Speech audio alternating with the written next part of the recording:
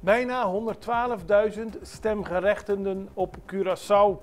Dat kwam naar voren bij de sluiting van de verkiezingslijsten. Iedereen die tot vlak voor kerst ingeschreven was, die mag stemmen op 21 maart 2025.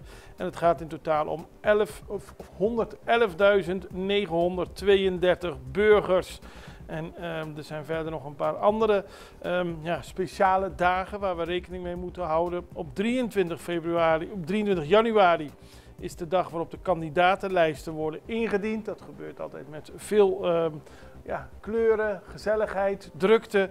Op 1 en 2 februari zijn de pre-verkiezingsdagen, waarbij partijen zonder vertegenwoordiging in het parlement hun lijsten kunnen indienen.